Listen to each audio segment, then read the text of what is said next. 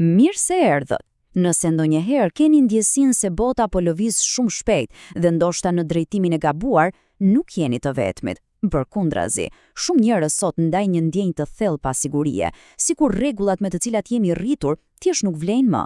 Në minutat në vijim nuk do të ofrojmë përgjigje të lehta, por do të përpiqemi të japim një këndvështrim të ri për të parë trazirat e kohës son, për të gjetur pak kuptim aty ku duket se mbretëron vetëm kaosi. Dhe ja ku qëndron thelbi i gjithçkaje. Kjo ndjenjë çorientimi që na vjen nga lajmet, nga ndryshimet e vrullshme, nuk është diçka e re. Historia na tregon se pikat e mëdha të kthesës, ato transformimet epokale, gjithmonë janë ndjerë si kaos nga njerëzit që i kanë jetuar. Pra, ndoshta kjo ndjesi nuk është një shenjë dështimi, por thjesht një simptom e një transformimi të thellë që sapo ka filluar.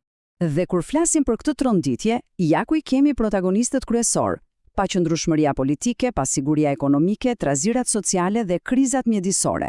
Këto nuk janë probleme të veçuara. Duhet i mendojmë si valë të fuqishme që ndërthuren me njëra tjetrën dhe përplasen me themelet e botës son, duke na krijuar atë ndjesinë se busulla që na drejtonte dikur ka humbur. Po sikur ky kaos të mos ishte thjesht kaos, po sikur të ishte një shenjë.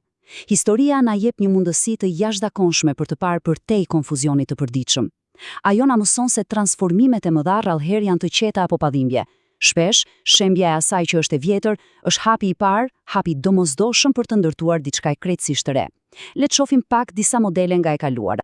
Ajo që po përjetojmë sot, në fakt, i bën një hon kthesave më të mëdha të historisë. Mendoni pak rilindjen. Ajo lindi nga hiri mes jetës, duke sjellë një shpërthim arti e shkenca.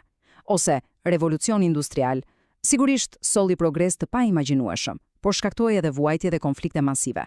Apo edhe epoka digjitale, në të cilën jemi ende, që ka shpërbërë industri të tëra. Secili prej këtyre momenteve u ndje si fundi një bote, por në të vërtetë ishte lindja e një bote tjetër. Shembja ishte parakushti për rilindjen. Dhe kjo na sjell tek një fjalë kyçe, riorganizimi.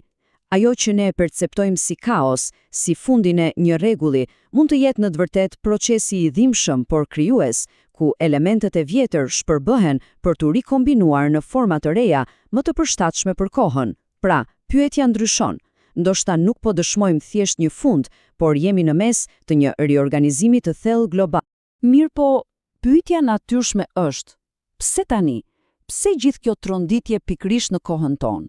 Duket se përgjigja qëndron në një mospërputhje themelore, një mospërputhje që është bërë e pamundur të ignorohet.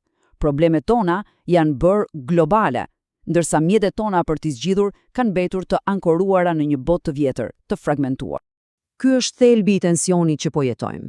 Institucionet tona kryesore, qeverit, organizata ndërkombëtare, sistemet ekonomike, u ndërtuan për të menaxhuar një botë të ndartë në shtete kombe, në konkurrencë me njëri tjetrin. Por sot, përballen me probleme që nuk njohin kufi: ndryshimet klimatike, pandemit, krizat financiare globale. Këto sisteme thjesht nuk janë të projektuara për të përballuar sfidat e një shkallë planetare. Këtu, në këtë pasyrë, e shohim përplasjen fare qartë. Në njërin anë kemi makinerinë e vjetër, sisteme të bazuara tek konkurrenca, tek suvraniteti absolut kombëtar dhe tek interesat afatshkurtra. Në anën tjetër, kemi nevojat të reja të planetit, bashkëpunim, veprim kolektiv dhe përgjegjësi afatgjatë. Turbulenca që shohim sot lind pikërisht nga ky fërkim i madh, ku modelet e vjetra po thyhen nën presionin e një realiteti të ri. Duke e kuptuar këtë, ne mund ta zhvendosim fokusin. Në vend që ta shohim këtë periudhë vetëm si një rënje apo një fund, mund ta interpretojmë si një fazë tranzicioni, një urë e vështirë, por e nevojshme drejt diçkaje të re. Pra, le të hedhim syt përtej kësaj ure. Çfarë mund na pres atje? Kjo është pika më delikate dhe ndoshta më e rëndësishme.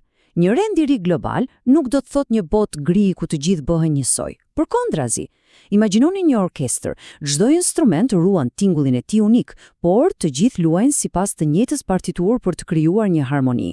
Ideja nuk është të fshihen identitetet apo kulturat, por të krijohen rregulla të reja loje që na lejojnë të veprojmë së bashku për ato sfida që në fund të ditës na prekin të gjithëve.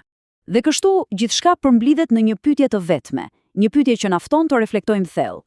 A është paqëndrueshmëria e kohës son sinjali i fundit të progresit, një kthim pas në histori, apo ndoshta po dëshmojmë dhimbjet e lindjes së një forme të re të qytetërimit njerëzor, një qytetërim më i ndërlidhur globalisht dhe më i ndërgjegjshëm për përgjegjësinë e tij kolektive?